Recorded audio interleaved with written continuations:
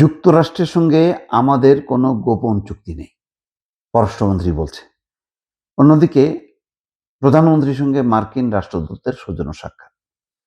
২ টা হয়তো এক খবর না, কিন্তু এই মুহূর্তে এক করে ভাবার যথেষ্ট কারণ আছে। কারণ বাংলাদেশ কিন্তু একটা ভয়ঙ্কর সংকটের মধ্যে পড়ছে, সেটা হচ্ছে জ্বালানি সংকট। আমেরিকার অনুমতি ছাড়া রাশিয়ার থেকে নাকি তেল আনা যাচ্ছে না।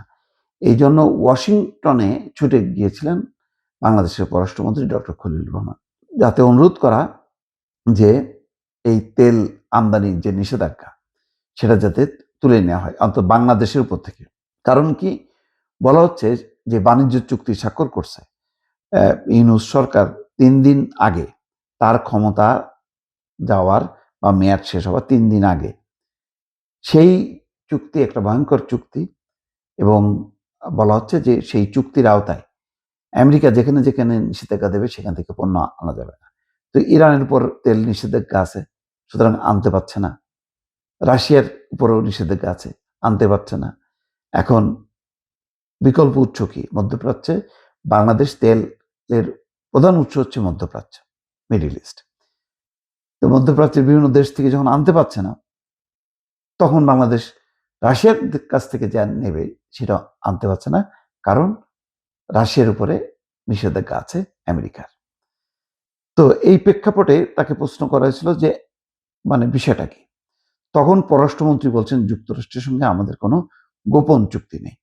সচিবালয়ে প্রধানমন্ত্রীর সঙ্গে বৈঠক শেষে সাংবাদিকদের প্রশ্নের জবাবে এই কথা বলছেন। পররাষ্ট্রমন্ত্রী বলছেন, যুক্তরাষ্ট্রের সঙ্গে যে চুক্তি আছে তা আমরা প্রকাশ করে দিয়েছি। তিনি বলছেন, জ্বালানি আমদানির ক্ষেত্রে সরকারের ওপর কোনো ধরনের বাধ্যবাধকতা নেই।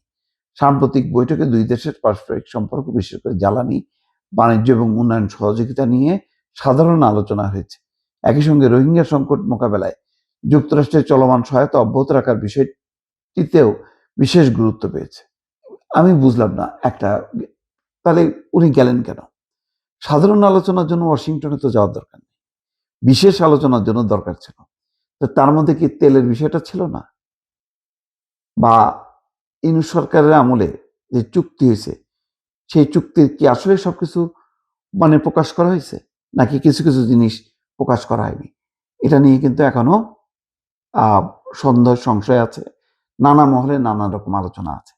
সব বাদ দিলাম, সেই চুক্তি নাই প্রকাশ করুক, রাশিয়ার কাছ থেকে কেন তেল নেওয়া যাবে না? যেখানে ভারত পারছে সেখানে আমরা কেন পারছি না? এটার উত্তর কি হবে? এই উত্তরও তো জানতে হবে। তা নাহলে যে অবস্থা এখন তেলের পাম্পগুলোর একটা হাহাকার বলা যায়। রাত ভোর গাড়িগুলি লাইন দাঁড়ায় আছে, সেই চিত্রগুলো তো এখন সব মিডিয়াতে আসছে। কেন উত্তরাঞ্চলের অধিকাংশ তেলের পাম্প বন্ধ? কারণটা কি? এই সংকটটা কি গুরুত্বপূর্ণ না? এই সংকটের বিপরীতে আমরা রাশিয়ার থেকেও তেল আনতে পারবো, এরকম একটা খবর দিলেও তো একটা মানুষের মধ্যে আশা জাগতো যে না, সংকট হবে না। এই বিষয়টা খোলাসা করা দরকার, সরকারকেই খোলাসা করতে হবে।